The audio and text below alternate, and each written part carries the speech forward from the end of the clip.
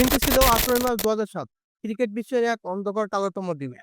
পাকিস্তান আয়ারল্যান্ডের কাছে লজ্জাজনক হারের পর তারপরের দিন সকালে তাদের হোটেল রুমে তাদের কোচ বব উলবারকে মৃত অবস্থায় পাওয়া যায়। এই ঘটনা বাইরে আসতেই চাঞ্চল্যকর সারা বিশ্বে ছড়িয়ে পড়ে। কিভাবে এই হৃদয় বিদারক ঘটনা ঘটলো চলুন জেনে নিন। তদন্ত নেমে জামাইকার পুলিশ প্রথমে এটি অপমৃত্যু হিসেবে ঘোষণা করে, কিন্তু ঠিক ৪ দিন পরে জামাইকার পুলিশ এটি বলে তাকে হত্যা করা হয়েছে।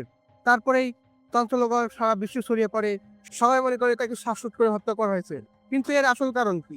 এরপরে সবাইকে জিজ্ঞাসাবাদ করা হয়, হোটেল রুম থেকে শুরু করে ক্ষুব্ধ ফ্যান এবং পাকিস্তান ক্রিকেট বোর্ডকে সন্দেহ করায় এবং তাদের জিজ্ঞাসাবাদ করা হয় এবং তাদের আঙুলের ছাপও নেওয়া হয়। কিন্তু এরপরে মামলাটি নাটকীয় মোড় নেয়। কয়েক মাস ধরে চলা তদন্তের পর জামাইকার পুলিশ এটিকে অপমৃত্যু হিসেবে ঘোষণা করে।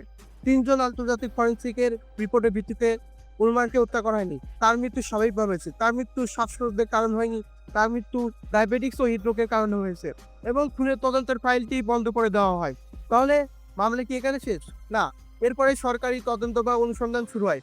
এরপর জুরিদের নিয়ে সপ্তাহব্যাপী পরস্পর মতবিরোধ প্রকাশ পায়।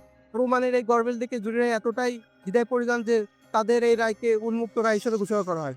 জুরির প্রধান ফোরম্যান বলেন, তদন্ত রিপোর্ট এতটাই দুর্বল যে এর মধ্যে অনেক ত্রুটি কিন্তু আছে। তারপরে পুলিশ এই মামলাকে সমস্ত ঘোষণা করে, কিন্তু জুরির রিপোর্ট অনুযায়ী একরাশ সন্দেহ জিয়ে রাখবে। তাহলে কাগজ কলমে রিপোর্ট অনুযায়ী ববুল মানের মৃত্যু স্বাভাবিক, কিন্তু জুরির রিপোর্ট অনুযায়ী মৃত্যুটা ছিল অস্বাভাবিক। কিন্তু এই মৃত্যুর রিপোর্ট আজও সমাধান হয়নি।